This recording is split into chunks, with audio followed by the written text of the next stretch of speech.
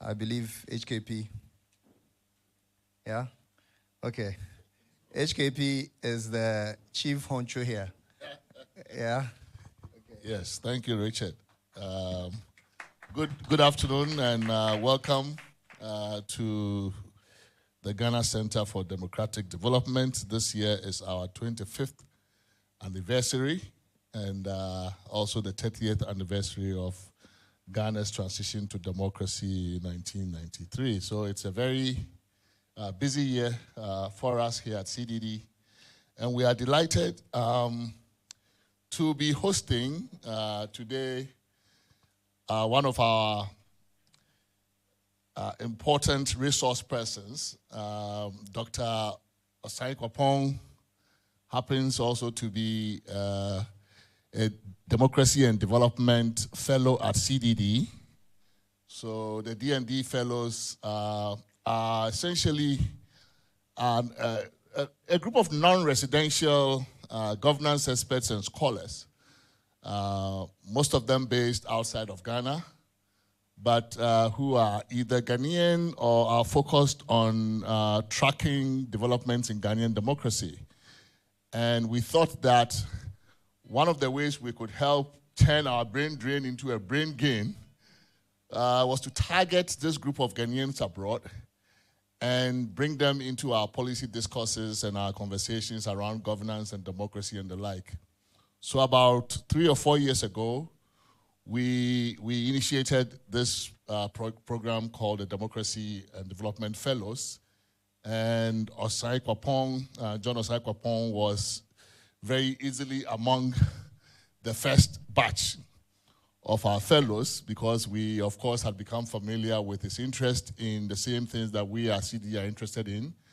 And like Richard said, he had also become an avid user of Afrobarometer data. And so he became a natural pick for us, and we haven't regretted the relationship. He's a regular commentator on a number of national issues, which is why I think Samson is here from Joy FM, because he gets him to appear on Joy FM for free quite often. So he sells his brand cheaply, using John as one of his regular commentators. So we are very delighted to have John back here, and one of the things we like to do with Afrobarometer is not just do the survey and disseminate it in the various countries where we do the surveys, but actually beyond the dissemination, to also have analysts and country experts pick up on various things in that survey. Afrobarometer is very rich with a lot of data, actually, and so we are very, very glad that we have found somebody like John who is interested in using Afrobarometer, getting very deep into the data, and then tracking it over time to see what it is that, what story or narrative one can tell from the data about how Ghana's democracy is going. So I'm very glad that he's here today, and I'm very glad that you all found time to come and listen to what he has to say about what Afrobarometer has to say about our presidents and our governors in the course of the last 30 years. Thank you very much. Thank you, HKP. Thank you for your remarks. Next, we have Mrs. Josephine Apia Nyamiche Sani, Comms and Knowledge Manager, Afrobarometer, for a word from Afrobarometer.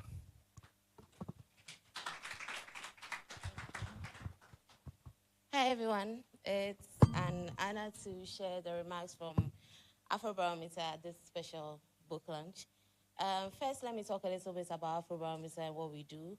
We're a Pan-African research network, and basically what we do is to provide reliable data on the experiences, expectations, and aspirations of ordinary Africans regarding democracy, governance, and basically the everyday lives of Africans. And we're the leading source of reliable data on what Africans think, their experiences, and their political attitudes. And our goal mainly is to give citizens a voice in policy making. Now, grounded in our vision that African societies thrive when African voices count in public policy and development, we've been taking the pulse of African citizens on issues that affect their lives and widely disseminating these findings to policymakers, advocates, CSOs, the media, academia, and donors. And we've been doing this at the national, regional, continental, and global levels. I would like to take a moment to commend CDD for the vital role it played when Afrobarometer began its surveys some 20 years ago in Ghana and 11 other countries. Now, since 1999, Afrobarometer has expanded its footprints to over 40 countries, and CDD continues to provide very important mentorship and supervision for most of the countries in West Africa, North Africa, and Francophone Africa. So, I mean, we have data that goes back more than 20 years, and that allows us to track the changes in people's expectations and behaviors over time. And so we are really delighted that Dr. Osae-Kwapong's new book, 5 Presidents, 8 Elections, 30 Years Later, provides a compelling and insightful analysis on democratic trends in Ghana, and it's backed by Afrobarometer data. We're confident that the readers will find it to be a very valuable resource. Now, over the years, Ghana has always been heralded as the beacon of democracy in Africa. But if you study the latest Afrobarometer data closely, you see that there are some worrying trends in democratic governance, and even the countries that were seen to be long-standing democracies, including Ghana, are also showing some really worrying signs. I wouldn't want to take the wind out of the sail, because I'm sure Dr. Osae-Kwapong has more captivating findings to share in the book, and it will address some of these issues. But I'd like to commend Dr. Osae-Kwapong for the second book, the second of many, I hope, to come. On Facebook, we call him Professor Afrobarometer, because he's always making a case for Afrobarometer. And he always makes a strong case that Afrobarometer presents a unique tool for assessing good governance. And I couldn't agree more. I am convinced that this book will enrich our knowledge and enhance our understanding of Ghanaians' expectations and evaluations of the democratic governance in the country. Thank you. Thank you very much. Josephine, don't go.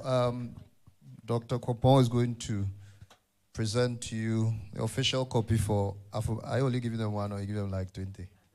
One. Okay, so Afrobarometer, you have to buy the rest. Yes.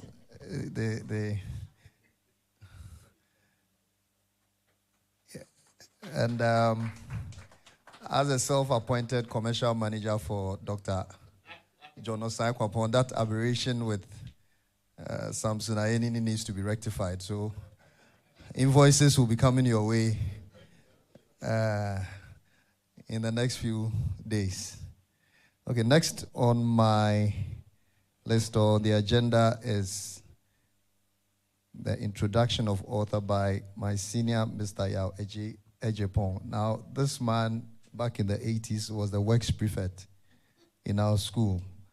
These days, he smiles a lot. I'm not sure what was happening to him back then when he had that. The guy always seemed to be in a bad mood when he was in school. Our milk and sardines that this man chopped during the works. Auntie Alice, welcome. There's something I need to report to John Jama Oye. You will discuss that matter later on. So put a round of applause for Mr. Yao Ejepong, Senior McGregor. I'll make her kneel down.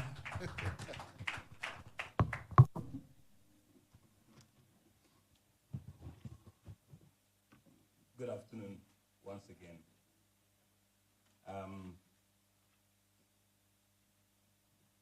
These days, when you want to when you want to talk about, that my voice, so normally I don't want to hold the mic.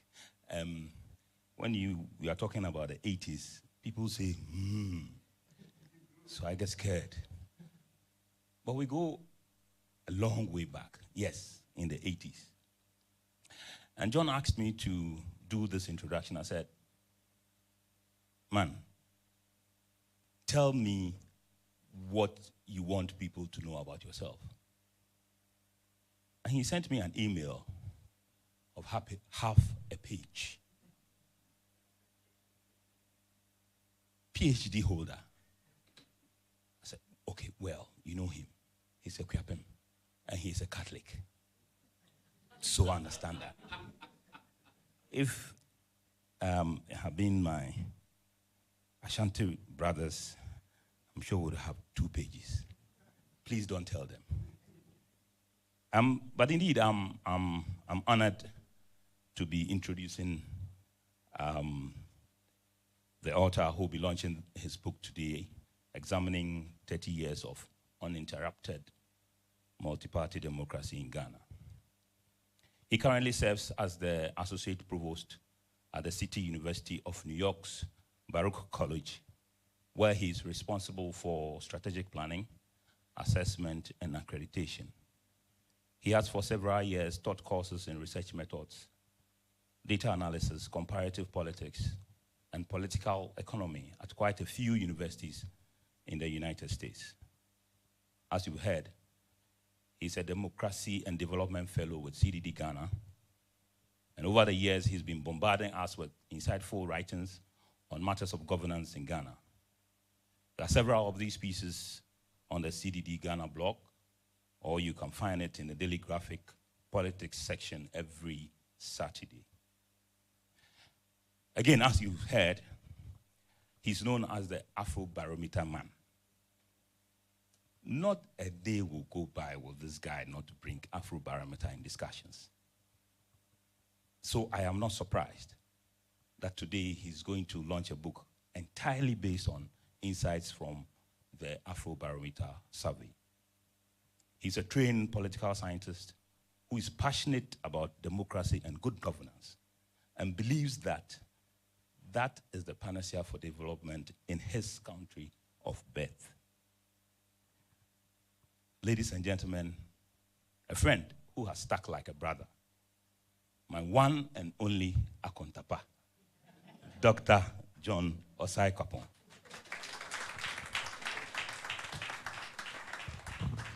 So, after about maybe 20, 25 years of both of us being missing in action, I chanced on John in New York, and he's writing a book on the political economy of cocoa, some long title. I don't know, was his dissertation or whatever, and I was an external consultant to Cocoa Board then. So he needed some insights and some access to a few people. And in exchange for that, helping him write, helping him gain all that insight and information, we went into a pact where he was going to give 2 of his daughters to my son. It hasn't materialized yet, so we're still waiting. I mean, these people have a mind of their own, so anyway, so the first reader, sorry, we're going to do the discussion of the book first, right? Okay, so John, we're going to do a discussion of the book, and the moderators are Mr. Samson Ayenini of Joy FM, a lawyer, and Nuong Falong. I'm not sure what Nuong does these days. She's an entrepreneur, a broadcaster, a journalist. She's all over the place. So, with a round of applause, let's welcome Nuong and Samson Ayenini, who has an outstanding invoice to settle.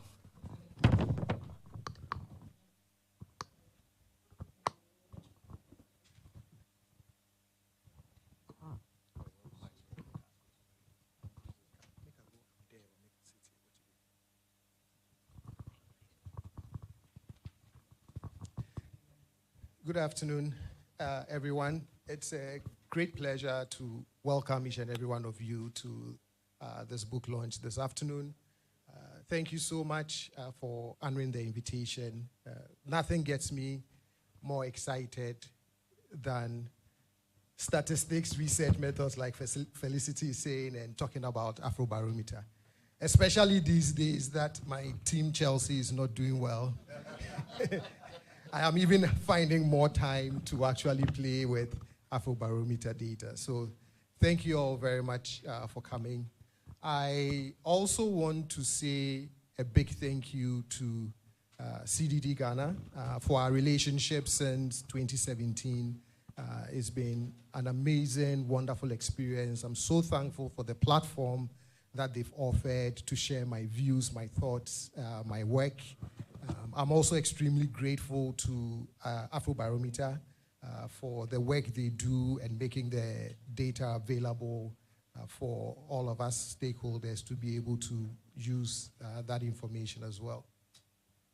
And so when I started this project, my good friend Everon Hughes is not here today, but if he were here, I will be picking on him and introducing him as the Prince of Darkness.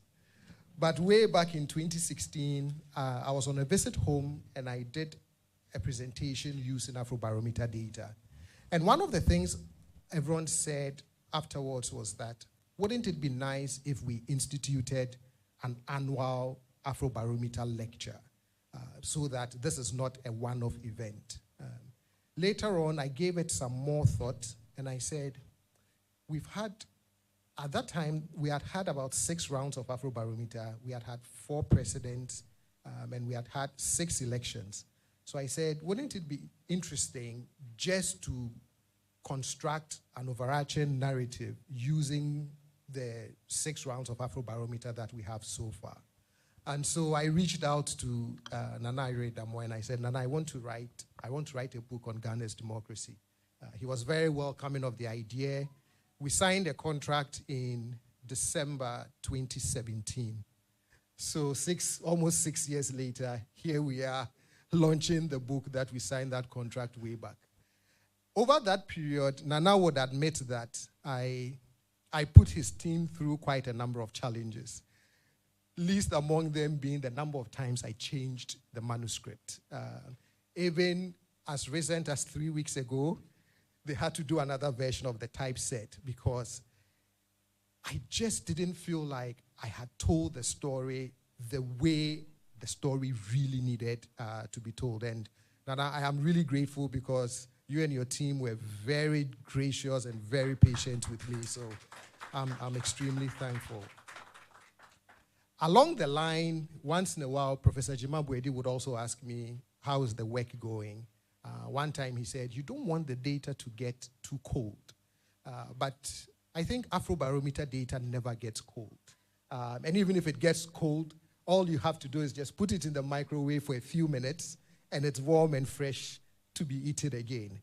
But the delay also was good in a number of ways. One, it allowed 3 more rounds of Afrobarometer.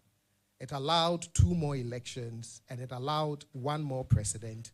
But most important of all, it has also coincided with a critical juncture in our journey towards multi-party democracy, which is this 30 years of uninterrupted multi-party democracy, making it a very unique period in our political trajectory. So that's essentially the genesis of this book. And so I'm going to start off first by reading from the conclusion. So 5 presidents, 8 elections, 30 years later, I repeat my argument that, yes, Ghanaians have made their peace with democracy. As I demonstrated in observations 1 through 4, there is a strong support for democracy and democratic norms. Our uncertainty about democracy is no longer existent, and we strongly reject authoritarian regimes. But that peace with democracy must contend with some important challenges, which I have discussed above. The 51 observations provide us with a sense of the bright spots as well as the worrying areas of our democracy as we strive to deepen democratic governance in the country. In conclusion, let me leave you with this quote. It is precisely because of its widespread legitimacy and rapid expansion, however, that the question of what democracy is for will become ever more pressing in the coming future. A few years down the road, people living in recently reformed states are likely to begin asking questions about what their new regimes have been able to deliver. Most will probably acknowledge and dearly prize the rights and freedoms that constitute the foundations of democratic life. In some places, at some times, however, others would want to look at a broader balance sheet. They would want to know whether democracy has been costing them more war, social inequality, or economic stagnation, for example. They will possibly raise questions about the wisdom of adopting democratic arrangements in the face of adverse outcomes. And this was from Giovanni Carboni in the Journal of Democracy back in 2009. And I wrap up by saying, may we never stop asking the question what democracy is good for. Not because we do not believe in democracy or question its legitimacy. May we never stop asking what we can do better to improve democratic governance in Ghana.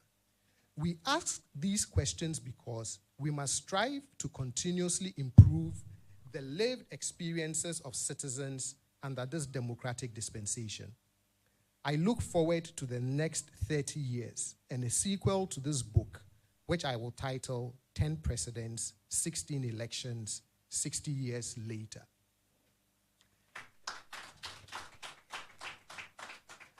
And so as I was reading the last paragraph, you notice that I talked about the concept of a balance sheet. And they are going to pass that balance sheet around because I want to wrap up my preliminary remarks with the idea of this notion of the balance sheet.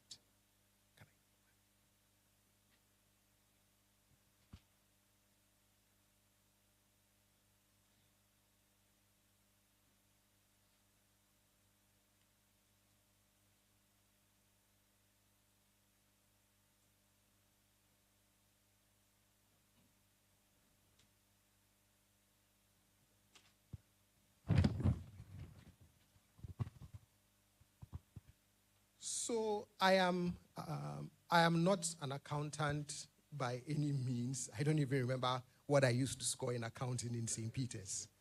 But I like the idea of the balance sheet because the balance sheet connotes that an organization or an idea may have a number of assets going for it, as well as a number of liabilities that it faces that it must also deal with. So as I worked on the book, and the more I crunched the data and I looked at the numbers, I said to myself, what are my initial impressions and observations? If I was asked to summarize this book using the idea of a balance sheet, what would I say that Ghanaians, as they voice or they give voice to their lived experiences under the Fourth Republic, what would I point to say these are the assets that we have as we try to strengthen multi-party democracy in Ghana? Then I also said, but what would be some of the challenges in the forms of liabilities, the things that can chip away at the quote-unquote good things that we have going? I often argue with my friends and colleagues that Ghana has made its peace with democracy. But whenever I say that, I also add that there are challenges that we face, things that may chip away at that peace with democracy. Those are the liabilities that I point out. And this is my take, and this is my analysis. What I would encourage each and every one of you to also do is, when you buy the book, and I've provided a link to the online data analysis tool for Afrobarometer. The data is readily available. As you read the book, as you also begin to get familiar and develop a love for Afrobarometer, I also want you to reflect on what you would consider to be the assets of Ghana's democracy or democratic experience so far, but also what our liabilities are. You may agree with the things that I'm pointing out. You may disagree with some of the things that I'm pointing out. But I want us to really begin to have that conversation at this critical juncture of 30 years of uninterrupted multi-party democracy, thinking about what is working and what is not working. I just returned from Tamale, because we had a Tamale edition on Tuesday. And in the discussions and in the conversations, one of the things that kept coming up was, what democracy are we talking about? Why is it not really delivering the kinds of things that we want our democracy to deliver? And it took my mind back to the 2022 Afrobarometer, round 9. And I've actually put together a presentation, but I'm here to share it. But one of the questions I kept asking, the more I poured over the data, was, why are we so dissatisfied with the way democracy is working? And that was the sentiment I was getting from Tamale. But I still argue that we've made our peace with it, because the pinch points that we are feeling is not about democracy itself. And it's the reason I really like the way Afrobarometer phrases the question, which is, how satisfied are you with the way it is working? And so whenever I look at even very low levels of dissatisfaction, I say to myself, it is not aimed at democracy. It is aimed at the way it is working. And that, for me, comforts me, especially because our support for democracy, the percentage of Ghanaians who keep saying democracy is preferable to any other form of government still remains high, still remains consistent. Yes, we've seen it go up, and even when it's lost a few percentage points over time, it still remains reasonably high. If you cross that question with even respondents who are dissatisfied with the provision of certain social and economic goods, things like that, you will still notice that when you ask them which form of government is preferable, democracy still tops. At the end of the day, for me, the assets I want to highlight is the peace we've made with it, our strong support for democracy and democratic norms. But the key liability that I want to highlight, that I'm beginning to find worrying in the trends, is our trust in institutions and our perception of corruption in institutions that make democracy work. And I think if there is any one thing that we would have to work on as we journey to deepen democratic governance in Ghana, that would be one of the key areas we have to look at. What can we do to ensure that citizens repose greater trust in our institutions of governance, whether it's the presidency, whether it's parliament, the electoral commission? The signs are a little worrying in terms of the low levels of trust and the increasing perceptions of corruption. But when all is said and done, I believe that we're on a good path. I just think that we cannot overlook the challenges that we face. And this would be my initial remarks. Thank you very much. Thank you very much, Professor John Osae-Kwapong. We're going to have a few readers. The first reader, Miss Felicity Nelson. Now, if you've come across Felicity, you should know she's a firebrand. And when it comes to the history of feminism in this country, probably a chapter will be devoted to the Pepperdam. Were you a ministry or a constituency or whatever? But I mean, I think for me, observing social media, because of Pepperdam, there's this thing that emerged that says, hey, they'll come and get you, which actually put people on, just watch what he said about women, and generally they managed to a slight dent in the patriarchy, but I think Aluta continues. Yeah. So, Ms. Felicity Nelson, our first reader. A round of applause.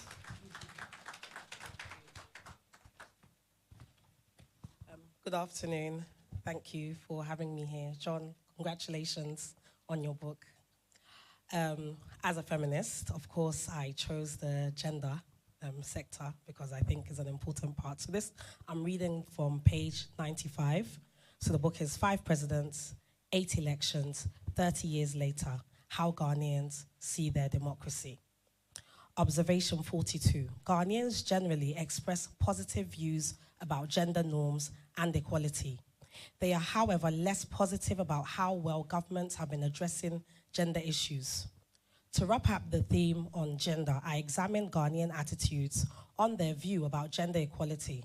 When asked whether women should have the same chance of being elected to political office as men, on average, 8 out of 10, that's 75% Ghanaians responded positively. Over time, though, there has been a 5 percentage point decline among those who say women should have the same chance of being elected to political office as men. The second gender norm question asks about women having equal rights and receiving the same treatment as men, which was first asked in 2002, repeated in 2005, and last asked in 2012. During this time, the percentage of Ghanaians who agreed that both genders should have equal rights as well as receive the same treatment increased by 8 percentage points. The last time the question was asked, in 2012, 8 out of 10 Ghanaians had a positive disposition towards equal rights and same treatment for both genders. How well have governments addressed gender issues? In 2008 and 2012, Ghanaians were asked how well or badly would you say the current government is handling empowering women.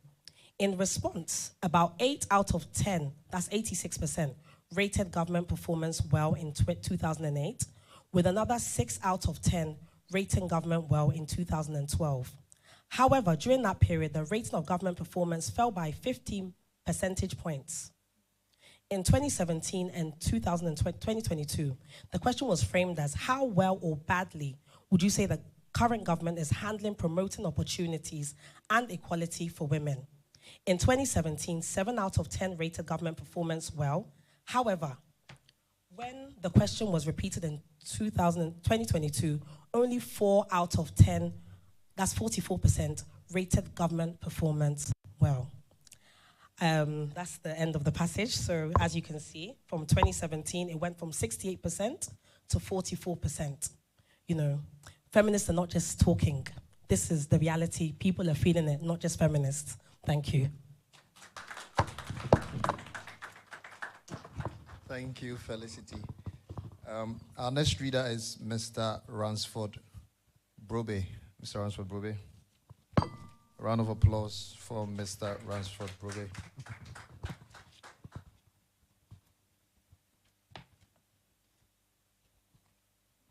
Thank you very much for this opportunity. I would read from Observation 27 under the theme 13. Ghanaians generally evaluate political freedoms very positively and say that they are free to say what they think, choose who to vote for, and which organization to join. In the first 3 rounds of the survey, 1999, 2002, 2005, Ghanaians were asked to compare the present to the past regarding their basic political freedoms. They, that is 7 out of 10, or 73%, generally agreed that the present was better than the past with regards to their political freedoms in all 3 categories. Beginning round 4, that is 2008, the question was rephrased to ask Ghanaians how free they felt to exercise the 3 political freedoms described above. Overall, the disposition of Ghanaians has been very positive. As many as 9 out of 10, 88% of Ghanaians believe they are completely free to choose who to vote for. Another 9 out of 10, that is 86%, believe they are completely free to join any organization, while 7 out of 10, that is 71%, believe they are completely free to say what they think. When it comes to free speech, though, it must be noted that there has been a 15 percentage point drop between 2008 and 2002 in the number of Ghanaians who feel they are completely free to say what they think. As Osae-Kwapong 1995 argues, these political freedoms are important for various reasons. Freedom of voting, or what he calls electoral discipline, is designed to provide for popular limits and create incentives to respond to the interests and preferences of ordinary citizens. Freedom of speech, or what he calls the open public realm, is designed to extend the process of free discussion, as well as many aspects of governance itself, to civil society.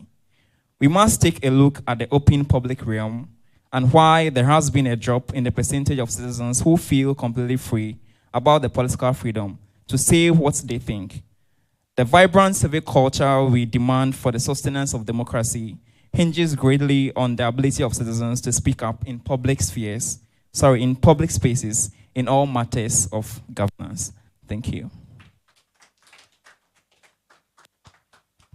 Thank you, Ransford. So we're going to go straight into a discussion with the moderators, Mr. Samson Ayenini and Ms. Nuong Falong. So over to you.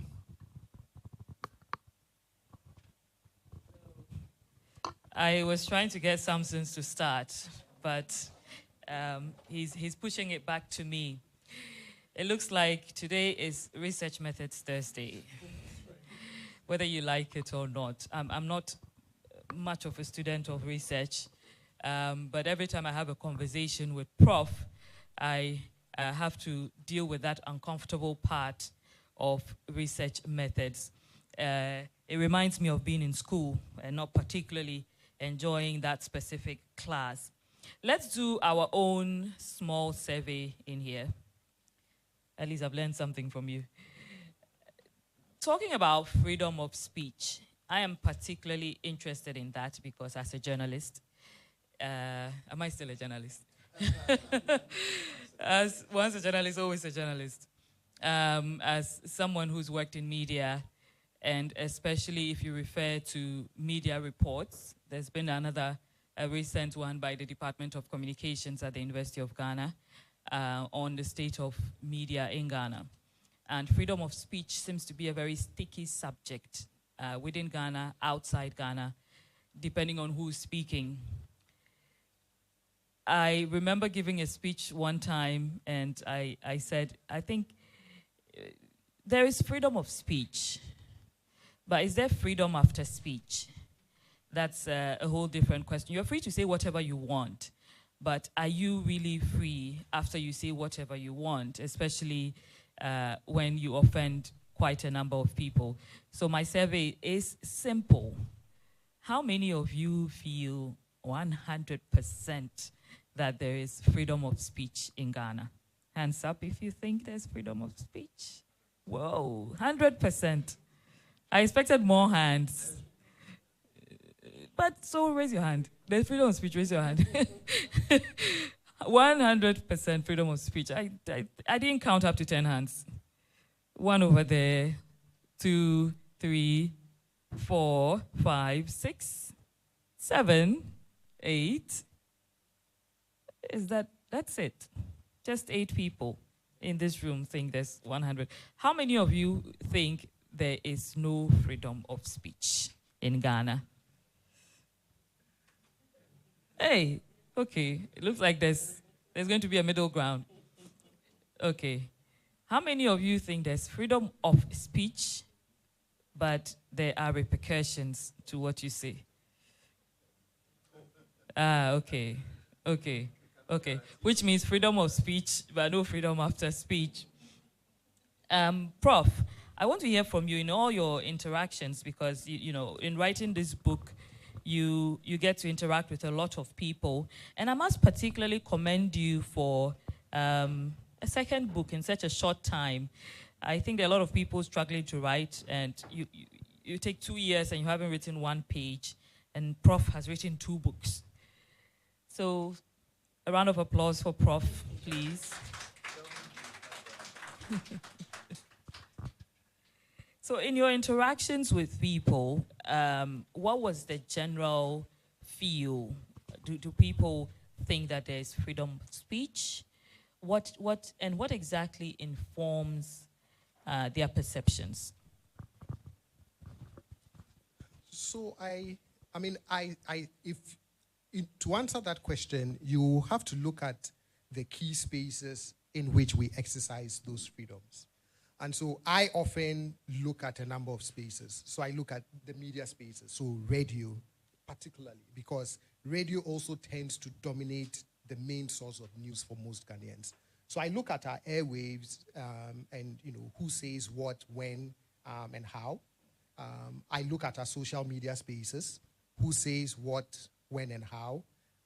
I don't watch TV that much, so I can't speak to that space. But even in the few moments that you watch TV, you do see that at least vibrant expression of what people think, people's ideas. And so, based on those observations, people I interact with on social media,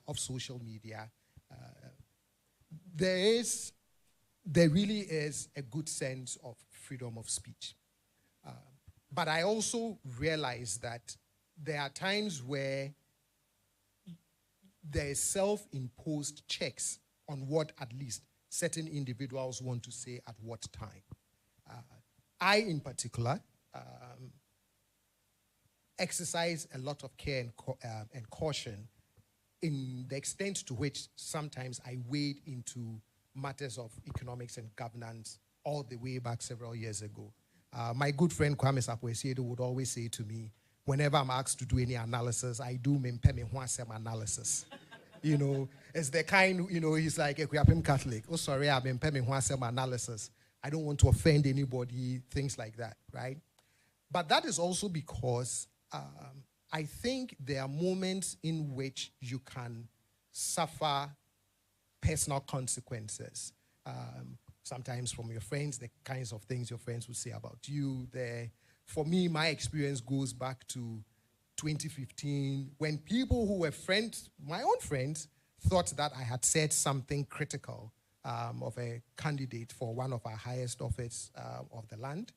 And by the time I woke up the next day, the word on the street was that I was a spy for one of the major political parties, and I'd been passing off secrets from one political party to another. Before they could verify the story with me, they had already believed it, only to realize that it was a made-up lie. So the freedom of speech is there. But for people like me, I look for safe spaces to exercise those freedoms in a book based on empirical evidence, in my editorials. I am also very selective in the interviews I grant and in the people that I interact with, because you don't know who would take offense, rightly or wrongly. And so everybody gets to make that calculus in terms of how they want to exercise those guaranteed freedoms. For me, I've always said there's a certain price I won't pay for saying certain things. And so, but these days, I would say over the last couple of years, I've developed relationships with people who've encouraged me and who have said, you can't keep, if you're going to bombard us with Afrobarometer, then it can't be Mempeme analysis anymore.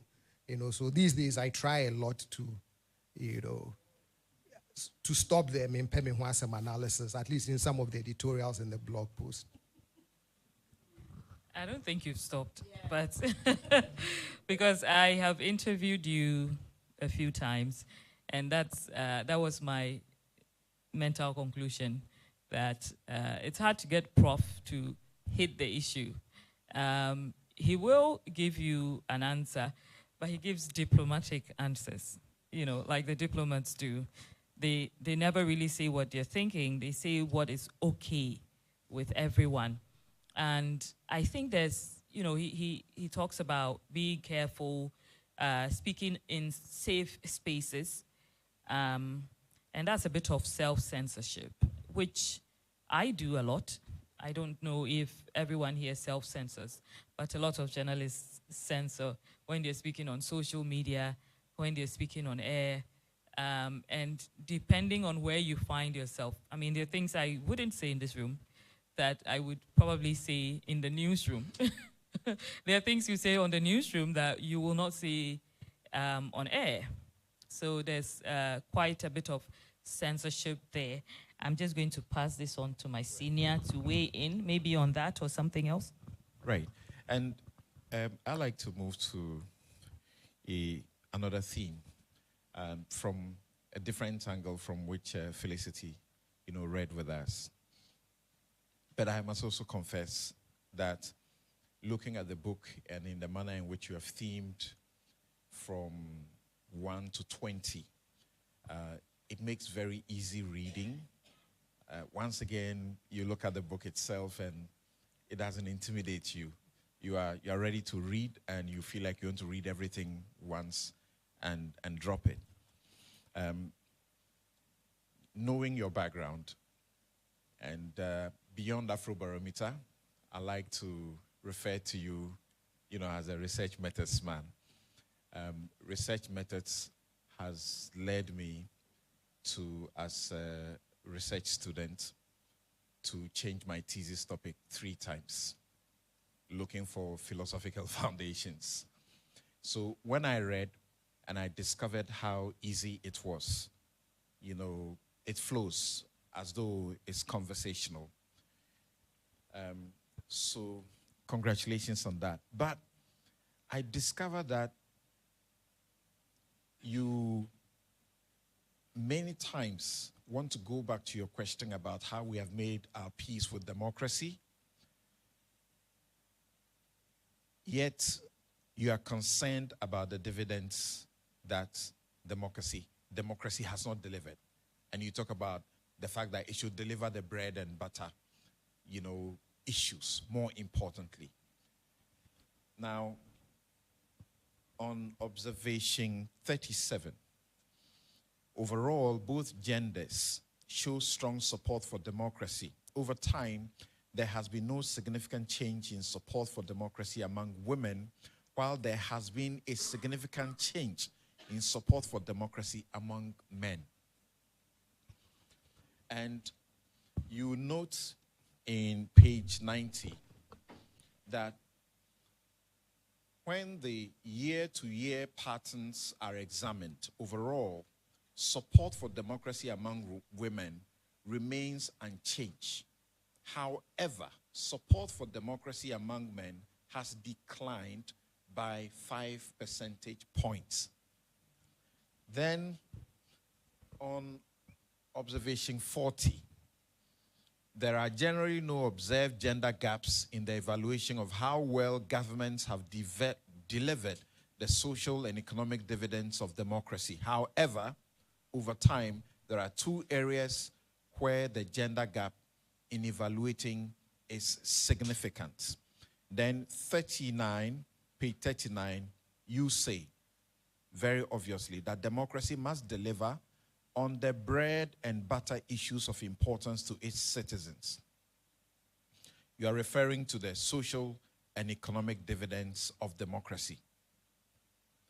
The deficit in this delivery is something you are concerned about, yet you are consistent that we have made our peace with democracy, we're happy, we should move on.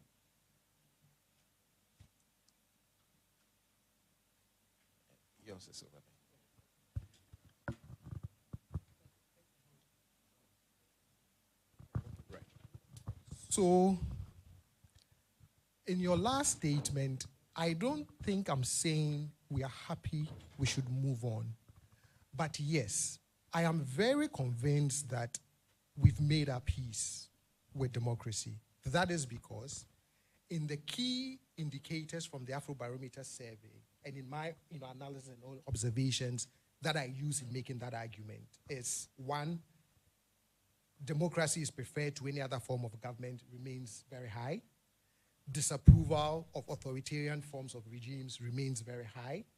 We agree, we say that we must choose our leaders through elections.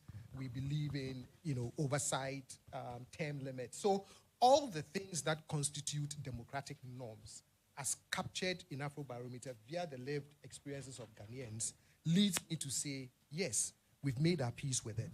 And I have tested that peace with other kinds of questions. So, for example, even those who say they are not very satisfied with the way democracy is working, if you cross-tabulate it with the question, which of these forms of government do you prefer, even those who are dissatisfied still choose or still say democracy is preferable to any other form of government. If you look at the social and economic goods, those who rate the management of the economy poorly in any round, those who rate how we are addressing education needs, providing health care, even those who are dissatisfied, when you cross them with the question of political preference, they still say democracy is preferable to any other form of government. That is the basis upon which I consistently and constantly argue that the thing called democracy, we've made our peace with it. What we are yet to make our peace with is how it is working. And it's the reason why when I looked at the 2022 Afrobarometer, I said to myself, why are we so angry? Why are we so dissatisfied with the way democracy is working? And if you compare it to other rounds on some particular indicators, there, my friends, is the answer. You have to buy the book. Okay. But the answer is there. The answer is there because the light bulb went off. And I said to myself, aha, if we want to get so pissed off at the way democracy is working, trust me, buy the book, look at Afrobarometer. You would see what happens when citizens express, I'll give one away, trust in institutions. So in the years where we had the highest level of satisfaction with democracy, you can easily correlate it with higher levels of trust in institutions that make democracy work. In the years where we are not happy, it correlates very strongly with low levels of trust in institutions.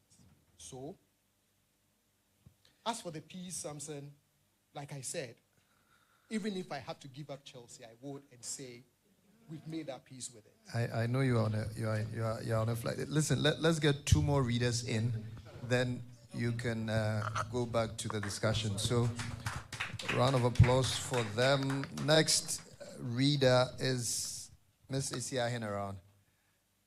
I only meet Esi Ahen every 2-3 years here.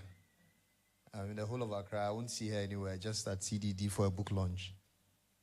She's not here. Mr. Ben Opoku Aye. Okay, a round of applause for Mr. Ben.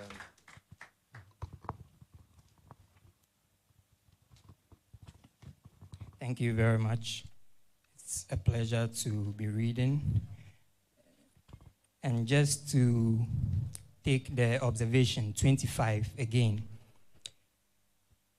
The author observes, except for clarity on who is responsible for ensuring that assembly members do their job after being elected, Ghanaians have shifting views when it comes to the president and members of parliament. And I read, as per the Constitution, the president is elected by 50% plus 1 vote in any election. The president is directly elected by citizens.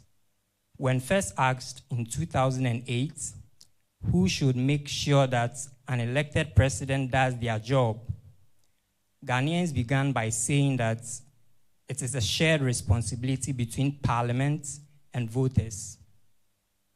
However, between 2012 and 2019, that's 4 rounds of the survey, Ghanaians shifted to saying it is the responsibility of the voters. In 2022, there was a shift. Ghanaians now say it is the job of parliament. So we ask, whose job is it? I read, parliamentarians are also elected directly by citizens in geographically demarcated areas called constituencies. As per the rules, a member of parliament is elected by a simple majority of the votes in a constituency. Over the 7 times that the question has been asked, Ghanaians have said 4 times that it is the job of the president, while on 3 occasions, they have said it is the job of the voters. Between 2005 and 2008, Ghanaians felt it was the job of the president. Shifting briefly to the voters, and then back to the president. Between 2017 and 2019, Ghanaians said it was the job of voters, but reverted to the president in 2022. Thank you. I think that this creates an impression of confusion in the minds of citizens when it comes to who should push for accountability. Thank you. Thank you very much. There are a few of us in my network who look at goings on, and we've also painfully come to the conclusion that we are not in a lifetime association. Not in our lifetime association, but Prof gives us hope, the eternal optimist. Miss Isiahen is not around. I was going to read for her, but I think we'll just move on to the discussions. You've got about 10 minutes more for discussions. Then we can wrap up the first part. Okay. Right. So, Prof, the reading we just heard, it leads me to certain revelations that the rounds show. And you spoke about that briefly a while ago, about trust in the public institutions. You treated Parliament, all of them separately. It does appear from my reading that you've also come to the point where you believe that the citizens, it will take the citizens to make it, to get democracy to deliver the dividends that it ought to. Yet, you speak about certain dangers that the citizens appear to apprehend. So, for example, in demonstrations, whilst they are interested in the public issues and may call to a radio station or so on, they will not participate in demonstrations, largely, about 20% or so. So, where does that leave us? And you say democracies cannot sustain themselves. It must take a vibrant citizenship. And one of the things that you would also immediately become aware of, the more you develop an intimate relationship with Afrobarometer, is you might start wondering, is the Ghanaian confused? Is the Ghanaian being contradictory? But I think it's more of the Ghanaian is complex. The Ghanaian is multifaceted. And they are trying to make, in my opinion, sense of their lived experience about democracy. So I'll give you one example. We are interested in politics. We say we discuss politics often. But at the same time, when asked how often do you contact your MP, the numbers are really low. How often you contact your elected local assembly person is really low, right? If you take the media, for example, there's an interesting question in AB that juxtaposes tension between government's right to censor the media versus full freedom for the media.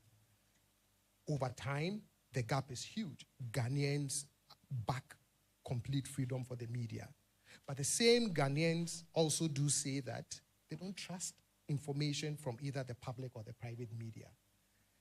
So I say all of that to say, it is these same citizens, right, that we will still have to count on them to give us the vibrancy that we need in our democracy. Which means that whatever spaces we encounter them, whatever it is that is informing some of these seemingly contradictory views, is we as citizens have to make that choice, right? I think we've made that choice that we want it, and we want it really bad, this thing called democracy. The thing we have to sort out then is if we want it bad, what are we willing to do, right, in terms of the spaces in which has been provided to us to really make sure that it's that vibrant? So how often do we contact our MPs? Maybe if we ratchet up the pressure, it would get better. Professor Usu-Mensah did an amazing study in, I think it was 2018, on Parliament and how citizens feel about Parliament. Anybody who read that would not be surprised the number of incumbents that lost their seats, either in the 2020 primary or in the 2020 election. You see, so the avenues are there. I think citizens have to, we have to give citizens greater incentive to seize on that. I wrote a piece called The Cost of Active Citizenship. And depending on what those experiences look like, a citizen may be a little hesitant or not. But I think overall, we as citizens also have, a role to play. One of the things that I have said is that there are political tools at our disposal. And I have often asked myself that if we are that dissatisfied with the dividends of democracy, and we don't think that those we elect give us those dividends, then maybe we should kick people out of office through the ballot box on a more regular basis, right? So instead of waiting 8, 12, 16 years before voting out somebody, maybe if you do it regularly, it might wake people up and say, we really want the dividends. Sorry, Prof, but... Yes, Prof. Sorry, Prof, but you do note that post-elections, then we disengage. And that is the problem. And yet we can't trust these pillars, Parliament and the rest of them. Which, for me, is the way I would answer that. And it's not that I'm not trying to answer your question, but I have to answer it this way. Which is why, for me, in Tamale, I was asked, at the end of the day, what's the objective of this book?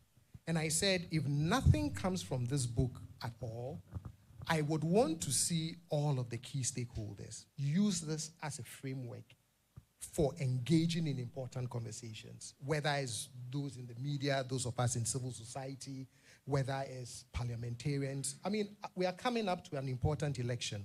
I think something like this should inform what our political parties decide to do in terms of their manifestos, right? Thank you. Right. Let me take us back to the gender question. We see that both men and women seem to be very accepting of both genders participating in politics. But consistently, we do not see practical reflection of it in our politics. So where is the gap in that?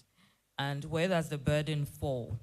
Are we to get the politicians more interested in deliberate attempts to include women in politics, or the politicians can on their own pursue that?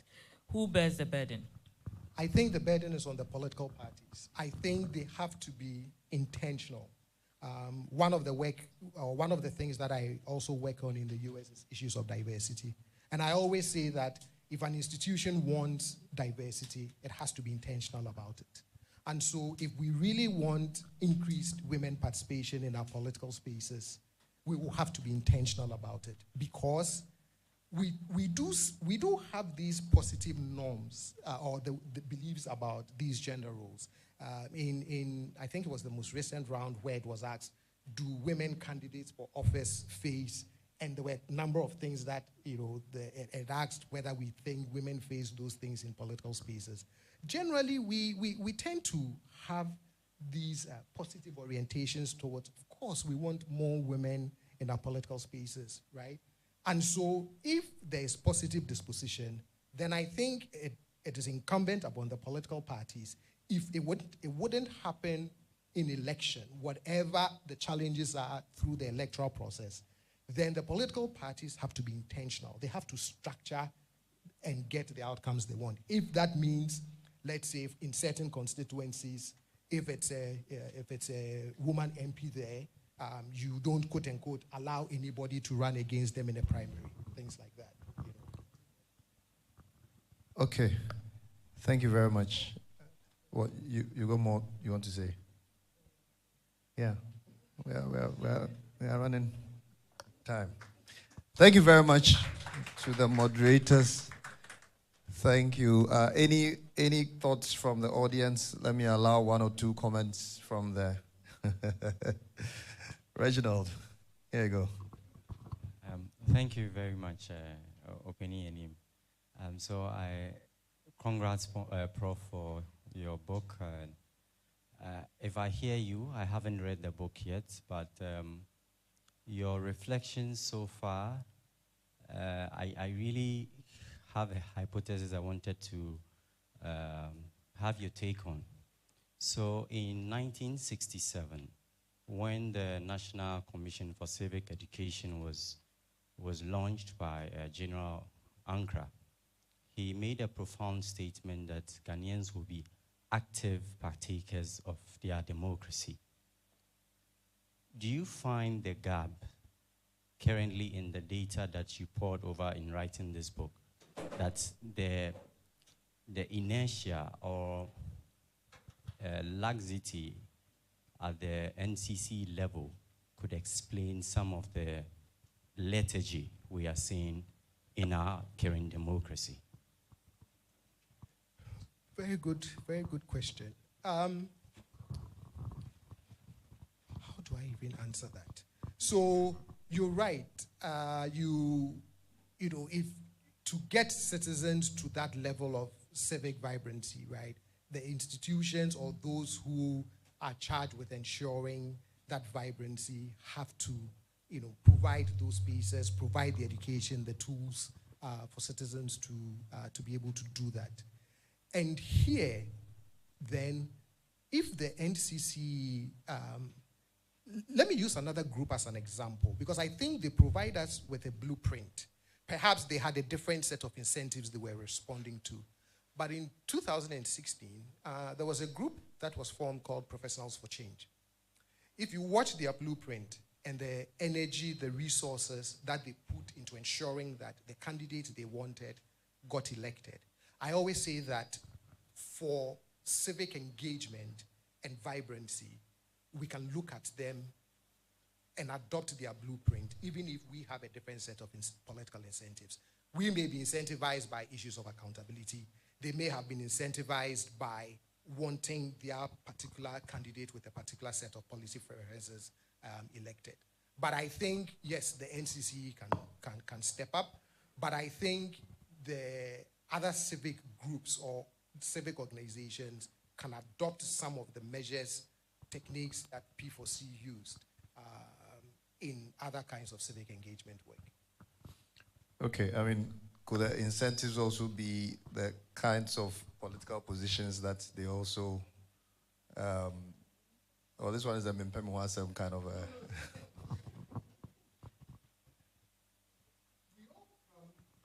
We all come to the political space wanting something different, right? So, yes, somebody may have wanted a position and therefore that is why they poured mind, body, and soul. But I always say that, to borrow a term from US politics, ambition must counter ambition, right?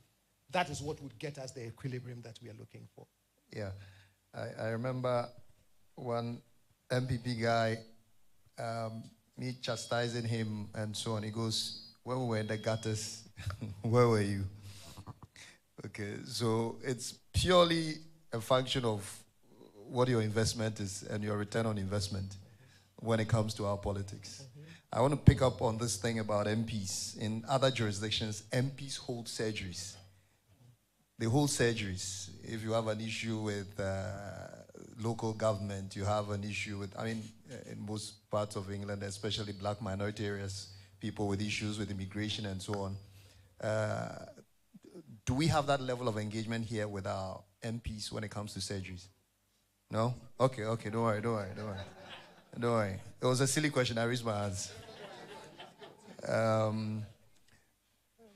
My engagement with my local assemblyman was purely for selfish reasons. They rode in front of my house. And they were just, it was terrible. And I mounted a campaign to remove him. You know, it didn't work, but the next round of budgets that came, they came to, so for me, from an enlightened, not selfish, enlightened self-interest, I got what I wanted, and that's about the engagement with the authorities. So real quick on the selfishness question, I'll quote you Democracy in America, where the author says, self-interest rightly understood. So there was nothing, quote unquote, selfish about it. After all, you got the intended outcomes, which was a better road in front of, from your house. And maybe we should all push, and demand that sort of accountability. Okay. Last reaction from Mr. Ben Ransford, sorry. Yes, thank you very much. Prof, I want to ask a question on Ghana's democracy balance sheet. On assets, why would you say that decreasing closeness to political parties is an asset, knowing very well the role that political parties play in our democracy? Thank you. Very good question. And so that is based on the Afrobarometer question that says, do you feel close to any particular political party? For the first time, for a while, it was at least 2/3. It hovered in the 66, 67. In the last round, it actually dropped to somewhere in the 50s.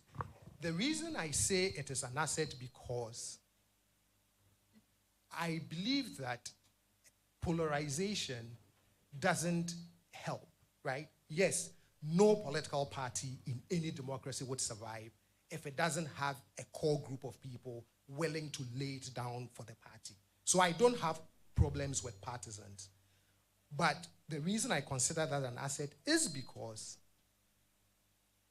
our partisan attitudes tend to shape one too many things. One of the things I point out in the book that I find worrying is that we tend to trust institutions slightly better when the party we prefer is in office than when it is not in office, right? So I am looking at that and saying, if a few more people were to loosen their strong attachments to political parties, you could have the kind of voices that would mediate our polarizing conversations. Like I said, once you have political parties, you would have partisanship. And my problem is not with partisans, right? My problem is what partisanship then does to the conversations that we have in our various political spaces in matters of governance. That is why seeing that makes me list that as an asset. Okay, I think a lot of the questions and so on we will leave to when you guys are having your sip and chew later on. I have an important task to collect money from you. But before we do that, we're going to have Professor Jima Bwedi, your closing remarks.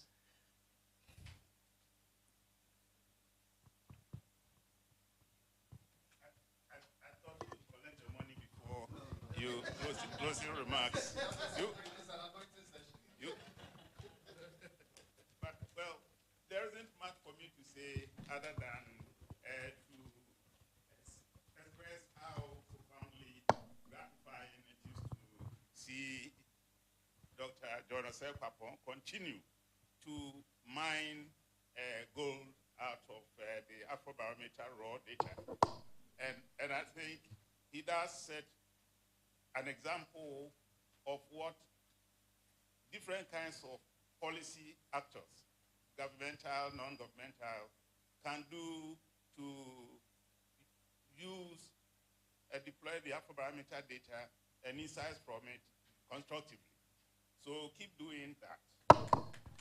I'm also particularly happy that you've left us, all of us, with a number of challenges to pick up from where you left off. First is that he's done his own analysis of Afrobarometer data. He's daring us, he's encouraging us to do our own and see if we would then come out agreeing or disagreeing with the conclusions he has drawn from the same data. So he's given us, all of us, he's given us homework to do. And as a former teacher, I like the idea of homework for everybody.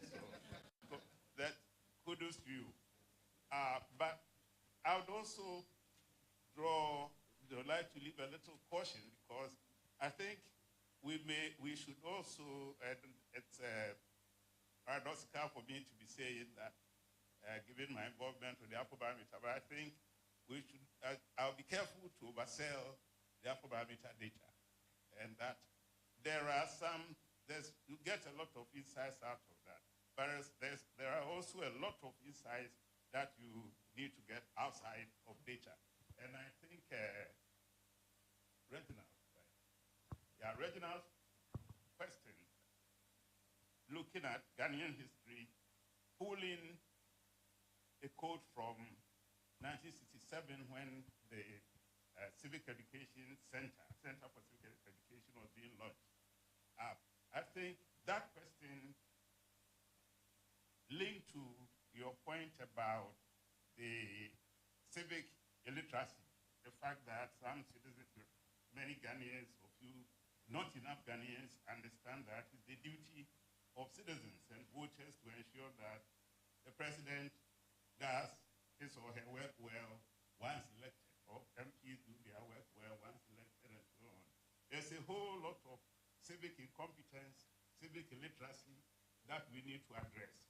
The NCCE was supposed to be doing this work.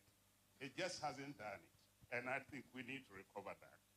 With that, thank you all for coming. Thank you, Dr. Osae-Kwapong, for again giving us this opportunity to gather and to reflect on our common destiny as Ghanaians regarding our democracy and development.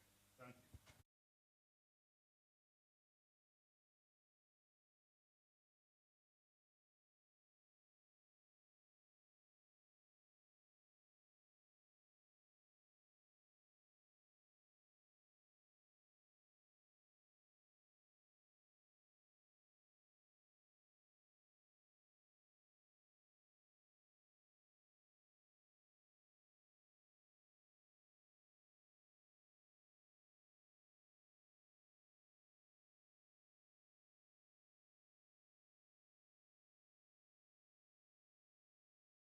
$100,000.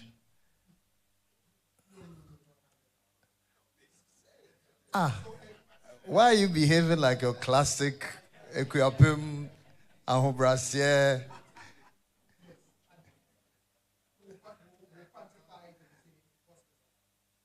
$50,000, so we raise 100,000. So the St. Peter's boys, 10,000 to you.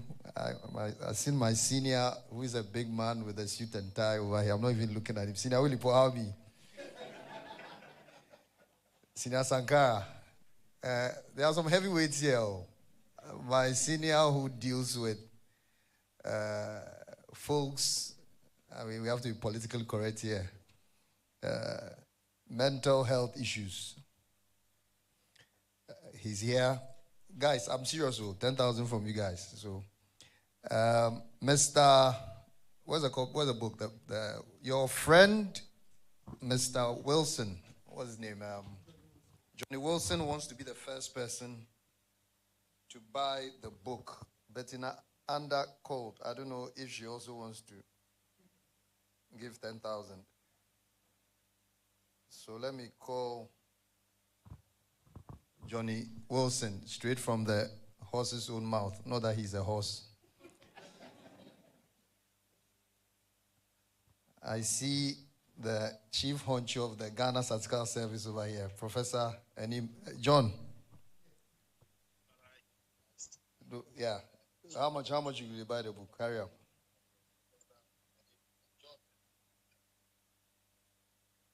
Charlie, you're on speaker. You're on speaker. Where is he? 10,000. 10,000 pounds, right? Don't come and give me Italian lira or Zimbabwe, what you call it. So 10,000 Ghana. 10,000 Ghana. Okay, thank you very much. Round of applause, John Wilson. John Wilson, be Bishop Bauer's boy. Unfortunately, St. Augustine's. Don't worry, we won't hold it against you. You should have come to a much better school. Yeah, I know. We do these things. We are just spoiling for a fight. So John's 10,000. So we're raising 100,000, 90,000 to go. St. Peter's boys are doing 10,000. So we've got 80,000 to go. Mr. Benkufo. Okay. Mr. Madam, what's the name? Mrs. Olive Kufo. What are we doing? 10, 20, 30?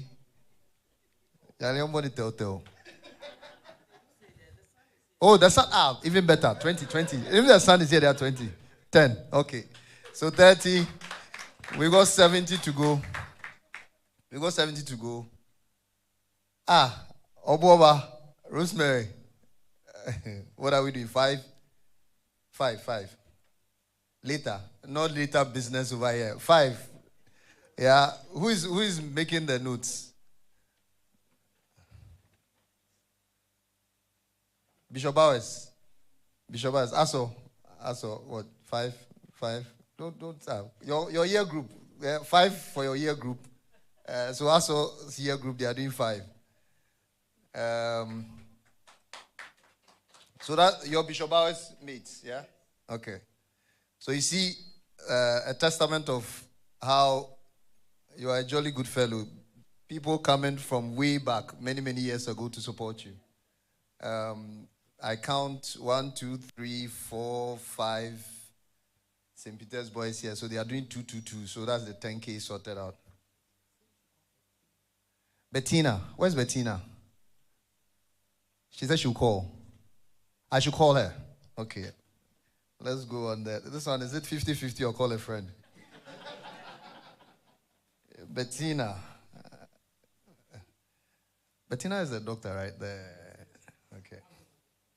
All right. So, Auntie Alice is here. Let me acknowledge a few people. Mr. Kofi Bento. Nanano.